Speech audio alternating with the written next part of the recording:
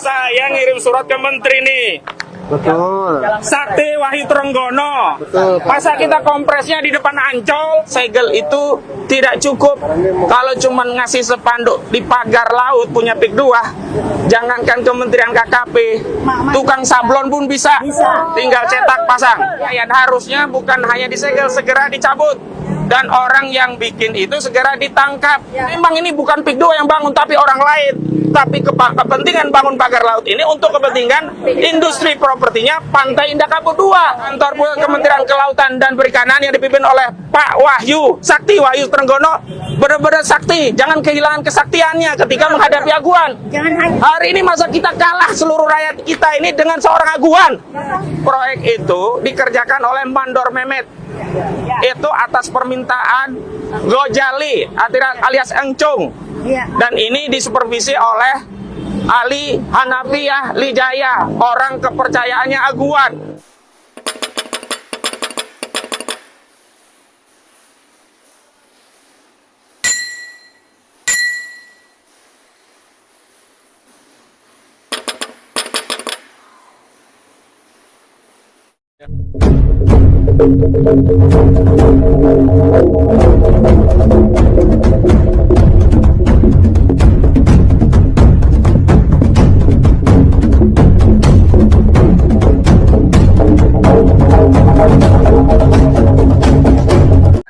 Bismillahirrahmanirrahim. Assalamualaikum warahmatullahi wabarakatuh. Teman-teman kalian, dengan saya Edi Mulyadi dari Forum News Network FNN Bang Edi Channel. Apa kabar? Kemarin saya dapat kiriman dari teman tentang cuplikan video yang dimuat di channel Mimbar Tube ya. Itu teman saya, Masya Allah, pengacara yang satu ini benar-benar dahsyat luar biasa ya. Yang saya maksud adalah Ahmad Rosinuddin, Ketua Tim Advokasi Masyarakat Anti Oligarki Rakus Perampas Tanah. Wah, hebat ya.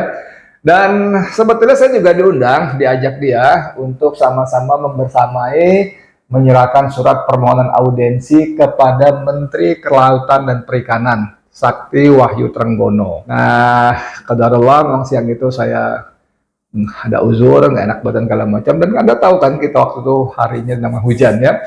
Dan Masya Allah, Ahmad Rosinuddin dengan didampingi sejumlah mama dari Aliansi Rakyat Menggugat dan teman-teman YouTuber yang lain, luar biasa, dahsyat sekali, Masya Allah.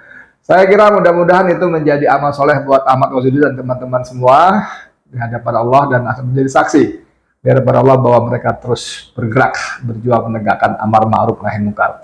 Teman-teman sekalian, yang saya maksud adalah bahwa surat itu adalah permintaan audiensi karena Ahmad Rosinuddin akan memberikan masukan-masukan dan informasi yang berharga tentang pemagaran laut di Kabupaten Tangerang bagian utara. Kita tahu bahwa lewat menterinya, lewat dirjennya, mereka mengaku sampai kemarin, bahkan sampai hari ini mengaku belum tahu siapa pelakunya, siapa dalangnya, siapa yang memerintahkannya. Bahkan menterinya mengatakan baru cuma bisa menyegel karena belum bisa mencabut. Dikasih waktu 20 hari. Kalau tidak ada yang mengaku, maka baru dicabut. Dan dicabut itu pun kalau ternyata melanggar perizinan. Ini kan kalimat-kalimat yang menunjukkan bahwa bagaimana seorang menteri, apalagi yang menyandang nama sakti, ternyata sama sekali hilang kesaktiannya ketika berhadapan dengan konglomerat oligarki aguan alias Sugianto Kusuma. Nah, memang luar biasa, sekali lagi saya katakan luar biasa bagaimana dia harus berhadapan dengan aparat security kementerian yang bahkan hanya sekedar memberikan press conference dengan latar belakang tulisan kementerian pun tidak boleh dilarang. Tapi Ahmad ngotot, ini kan saya nyampaikan surat kepada Menteri Trenggono, masa saya bikin press conference di Ancol? Oh, luar biasa. Teman-teman, saya tidak mau panjang lebar, tapi informasi berharga bahwa itu dikerjakan oleh Mehmet, mandornya, atas order dari Gojali alias Engcun, atas supervisi dari Ali Hanafiah Lijaya. Siapa? Ali Hanafiah Lijaya adalah orang kepercayaan aguan, dan di kalangan mafia tanah, terutama para korban tanah, Ali Hanafi ini sudah sangat dikenal. Nah, tidak panjang lebar, ini videonya. Silakan. dizolimi, tanahnya dirampas oleh oligarki jahat, oligarki rakus, perampas tanah rakyat. Ini Kita sudah sampai Kementerian Kelautan dan Perikanan.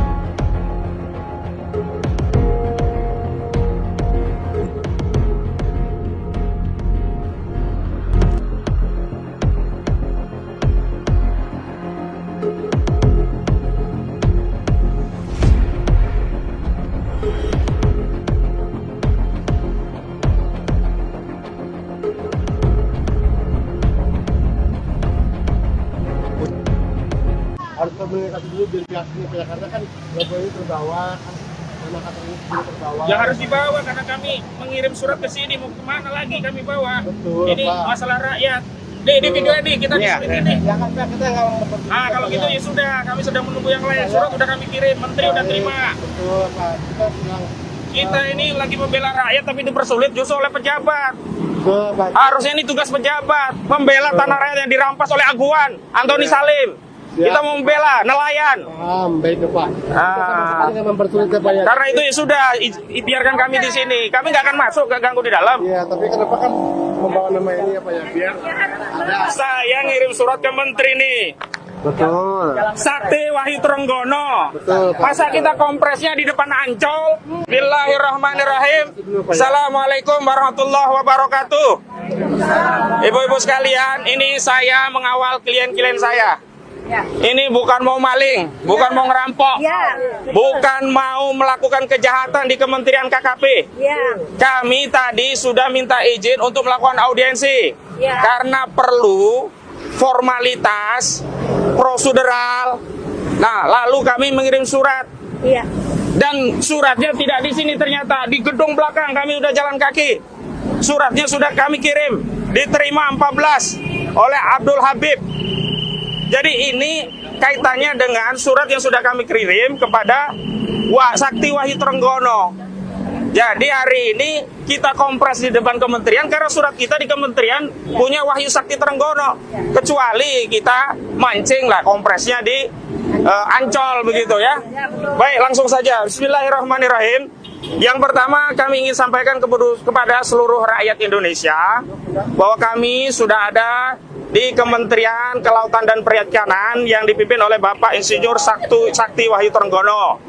Hari ini sedianya kami bersama emak-emak dari Aliansi Rakyat Menggugat dan semestinya juga ada dari Forum Purnawirawan Pejuang Indonesia, tapi berhalangan karena ada uzur, ada sebagian yang masih di perjalanan.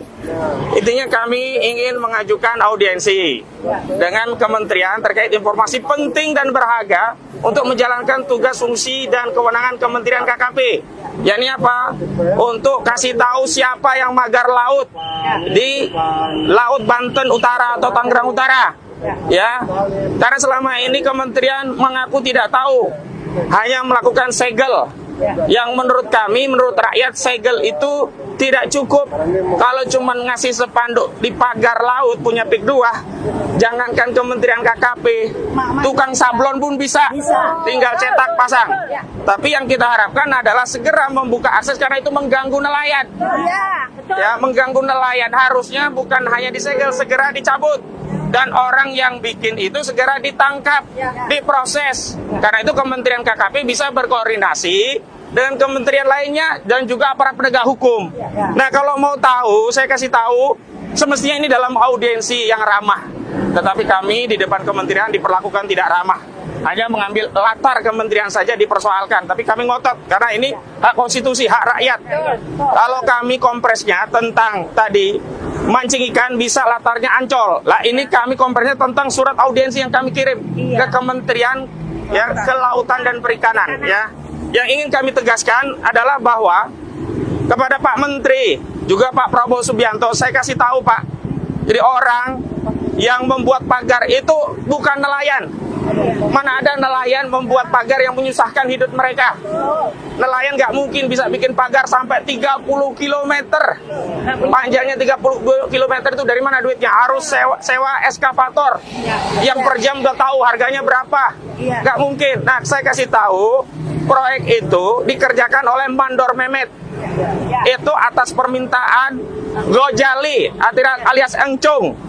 Dan ini disupervisi oleh Ali Hanafiah Lijaya. Nah, Ali Hanafiah Lijaya ini adalah orang kepercayaannya Aguan. Apa tujuannya? Untuk mensterilisasi laut yang di dalamnya, ingat, sudah ada alas hak yang ini hasil kong kali kong antara kelurahan, ya, pihak desa, ya, kepala desa harus periksa semua, kemudian BPN dan Pemda. Jadi kita minta Presiden Prabowo Subianto untuk membuat tim audit yang memeriksa seluruh kepala desa di Kabupaten Tangerang yang punya wilayah pantai dan laut. Jadi mereka ini yang bisa, yang memberikan izin mereka, kenapa mereka mendiamkan? Jadi ada alas-alas hak di pantai dan laut kita seolah-olah sudah korban abrasi dan kemudian mau direklamasi. Jadi ini untuk kebutuhan PIK 2. Tony, orang yang PIK 2, emang ini bukan PIK 2 yang bangun tapi orang lain. Tapi kepentingan bangun pagar laut ini untuk kepentingan industri propertinya Pantai Indah Kapuk 2. Jadi yang menikmati juga tetap PIK 2. Jadi ini pagar laut kita beri nama saja pagar laut PIK 2 karena memang untuk kepentingan PIK 2. Jadi jangan Tony ini ya berdalihnya seperti Aguan, sama seperti Aguan. Wawancara Tempo katanya di bawah banyak mafia. Kami tidak tahu. Iya, banyak mafia tanah, tapi ujungnya tanah itu kan dipakai oleh apa? Agung Sedayu untuk proyek industri properti yang mereka untung beliung cuan besar dari proyek itu. Sementara asas produksinya tanahnya diperoleh dari menindas, merampas tanah rakyat. Bagaimana nggak merampas? Dipaksa dijual 30.000, 50.000. Begitu sudah jadi tanah kapling dijual 30 juta rupiah per meter. Coba. Saya berulang kali sebut itu perampasan karena rakyat tidak ridho, kecuali mereka menjual dengan ridho. Gimana mau ridho? Tiba-tiba diuruk belum dibayar, bayar sebagian. Ini semua adalah kezoliman terhadap rakyat Banten. Ya, jadi jangan berdalih lagi dan mohon maaf. Ya, DKP Departemen Kelautan, Dinas Kelautan dan Perikanan Banten itu sudah dilapori masyarakat sejak lama. Sejak pagar itu baru 7 km. Nah, sekarang menjadi 30 km. Di mana negara? Di mana negara, posisi negara untuk melindungi rakyatnya? Masa nggak tahu? Nelayan yang menjadi korban, negara diam. Mohon maaf, ini saja kalau nggak viral, masyarakat nggak protes, boleh jadi negara masih diam. Jadi saya minta Kementerian apa ini? Kantor Kementerian Kelautan dan Perikanan yang dipimpin oleh Pak Wahyu Trenggono benar-benar sakti, jangan kehilangan kesaktiannya ketika menghadapi Aguan. Jangan hanya nama doang. Jangan hanya nama saja yang sakti tapi tidak punya kesaktian. Karena apa? Kementerian itu punya anggaran, ya punya sarana prasarana, punya alat negara, punya fasilitas, punya segala hal yang dimiliki yang bisa untuk menegakkan ya kedaulatan laut kita. Untuk apa kita capek-capek membela kedaulatan laut kita di Pulau Natuna, di perairan Natuna Utara, sementara di bibir pantai kita dekat Jakarta kita serahkan kepada Aguan. Hari ini masa kita kalah seluruh rakyat kita ini dengan seorang Aguan? Keterlaluan. Dan mohon Pak Prabowo, kasihanilah rakyat. Jangan sampai rakyat ini kehilangan harapan. Jangan sampai rakyat menderita. Jadi gelandangan. Rakyat ini butuh pemimpin. Hari ini rakyat merasa menjadi yatim piatu, Pak Prabowo. Punya presiden seperti tidak punya presiden.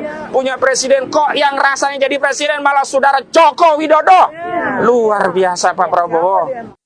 Teman-teman sekalian, sebetulnya apa yang disampaikan oleh Ahmad Rosinuddin itu bukan rahasia.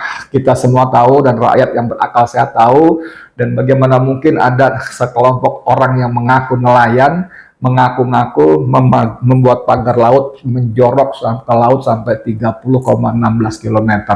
Akal sehat yang paling sederhana pun akan mengatakan itu tidak mungkin. Karena biayanya pasti puluhan miliar rupiah.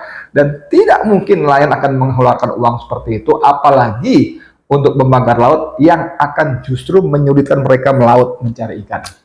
Tapi itulah yang terjadi di negeri Konoha, apa saja bisa terjadi. Seperti juga Ahmad Rosinuddin, saya berkali-kali minta, ayo Presiden Prabowo, bertindaklah. Jangan sampai rakyat untuk kesekian kalinya begitu lama merasa yatim piatu, negara tidak hadir, mereka harus berjuang sendiri. Padahal semua itu menjadi sangat gampang jika Prabowo mengeluarkan surat, entah Kepres, entah Perpres, membatalkan ini semua.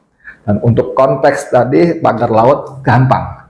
Gampang sekali, tangkap pelakunya, tangkap dalangnya, nggak usah ribet, udah ketahuan gampang banget. Perintahkan cabut, kemudian pidanakan mereka. Gitu ya. Saya kira demikian, mudah-mudahan bermanfaat. Kita terus berdoa pada Allah agar Allah mengampuni dosa-dosa kita dan Allah menolong kita menyelamatkan Indonesia. Amin ya rabbal alamin. Saya Edi Mulyadi untuk FNN, untuk Indonesia lebih baik. Assalamualaikum warahmatullahi wabarakatuh.